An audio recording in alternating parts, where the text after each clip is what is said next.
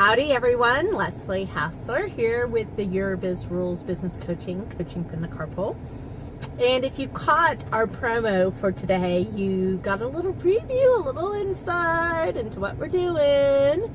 I hope your year is starting off really well. The wind is blowing like crazy, so you know, it's kind of cool because this month we're talking about really the theme behind everything is awakening. Like, that was the word. I just felt like I needed to awaken some people to just a different way of thinking.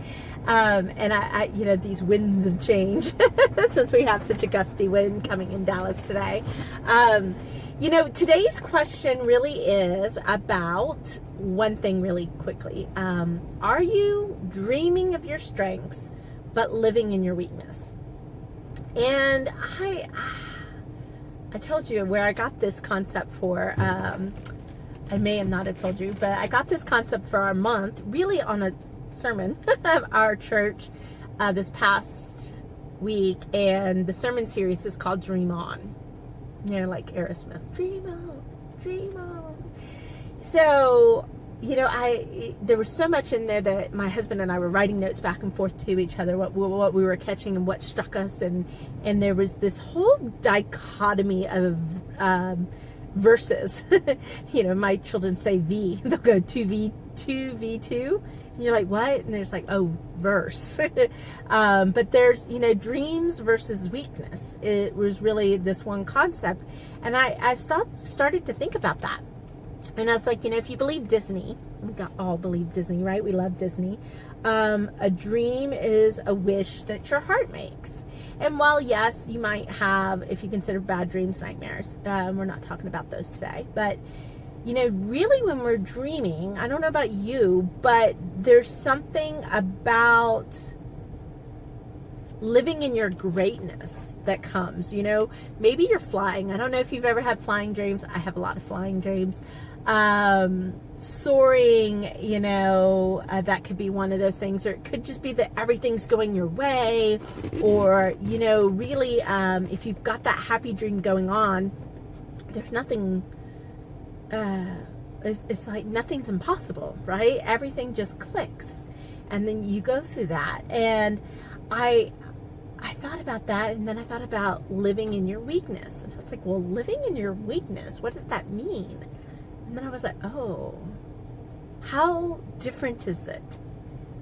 How we behave in our dreams and then we behave in real life.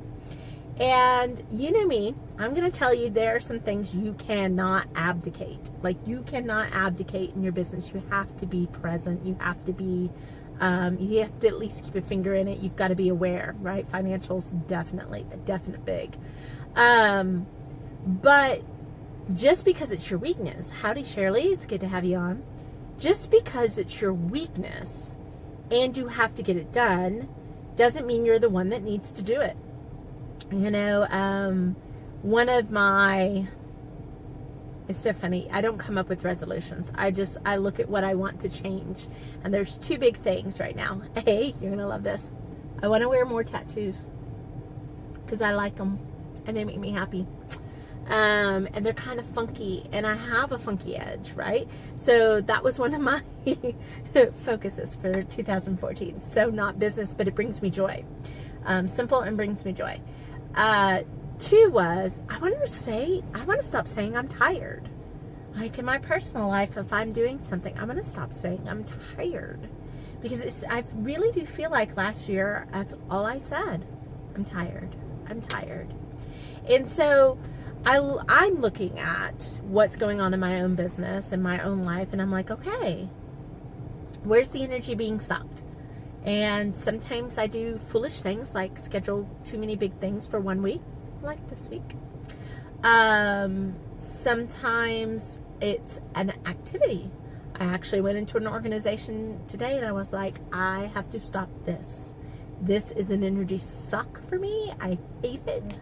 I'm capable, but that doesn't mean there's joy in it. And there's got to be somebody, which, you know, it's so strange because I know women have a hard time. I got to put a battery on. The phone's a little low today. Women have a hard time saying no or backing out.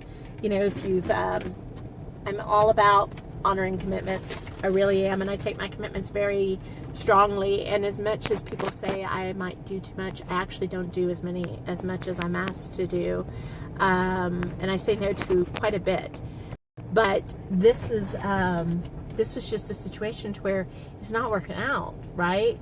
And I don't want to walk away from the organization, but I was like, I can't do this anymore because it's just not suited to me. It doesn't work in my, day-to-day operations of my business.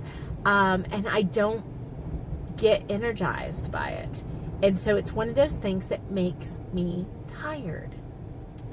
And it just so happened, this is the gift that God gives us some days, is the president of the organization said, you know what, I've already worked on that. And I'm like, praise the Lord, hallelujah, right? So that is one of those things where what I was doing wasn't necessarily a strength, wasn't necessarily weakness, but man, it sucked the energy from me. It sucked the life of me, and then it was dread, and there was all this stuff coming up. And that's one of those indicators I have in my business. Like when I start to dread something, it's time to find somebody else to do it, because it will become an energy suck for me, and I really don't want that in my business. I think you have to have things that feed your soul, right? And sometimes, I've worked with clients and we're reorganizing their business so that it functions and it produces profit and it's easy and they have a work-life balance, and will find these things that they shouldn't be doing, but they love it. And I let them do it for a while. In fact, I usually say, you know what, you probably have another year to do this, and in that year you need to start learning to let it go, because it won't serve you in the next year. And so that's, one thing to think about is if you have things in your business that aren't your strong suits, suck the life out of you. I mean, they're like little vampires, right? Sucking it out. You still have to get this stuff done. You really do. But you don't have to be the one to do it. So maybe it's time to invite somebody else into your business, or invite somebody else who's already in your business to take it on and take it over for you. So that's kind of one thing about that weakness. The next thing I really look at is, I was watching Darren Hardy's Daily this morning, and he was talking about how for a long time he really wanted to emulate Richard Branson. I mean, smart guy, pretty rich. As Darren says, private island, that's pretty cool. But what he figured out when he was studying and looking at his models and stuff like that is that everything about how Richard, because we're on a first name basis, I should have a little Richard sign here. How Richard likes to run a business completely how Darren likes to run a business. And what Richard thrives off of, Darren abhors. And what, and Darren talks about just what he thrives off of is doing one thing really well and just being super focused. I think in a lot of ways, we focus too much on our weaknesses. Like, we don't try to compensate them in our business. We don't try to delegate them in our business. And then we try to improve them. And I think about when I come into a business and we're looking at what's not working.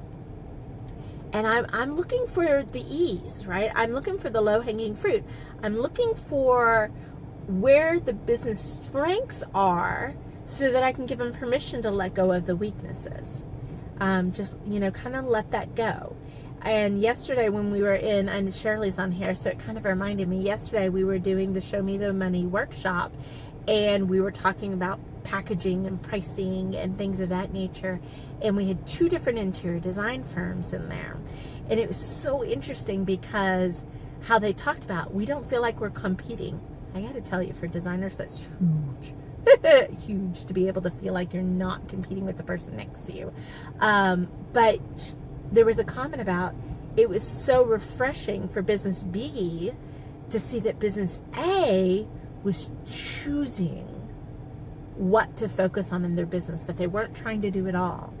And there's a lot of freedom in that. There really and truly is. And I think that goes back to that dreaming your strengths and living your weaknesses, is when you have that element of trying to be everything to all people, even if you don't excel at it.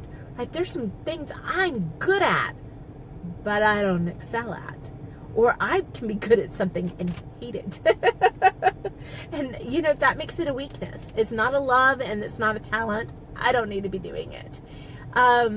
Is that happening in your business? That's what I want to know. I want to know from you, what weaknesses are you allowing to hang out?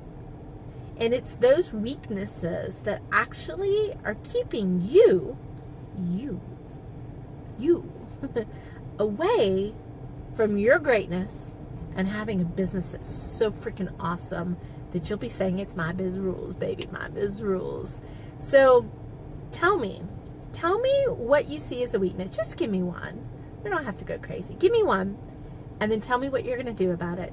Tell me how you're going to change that, what you're going to let go of, what you're going to start doing that really focuses on your strengths, so that when you leave your business every day, you're like, man, I'm a rock star, right? We need that kind of confidence. We need that kind of bravado in order to keep going every day. And Shirley says, oh, you're so awesome. Thank you, Shirley. Can I make that a like? Made it a like.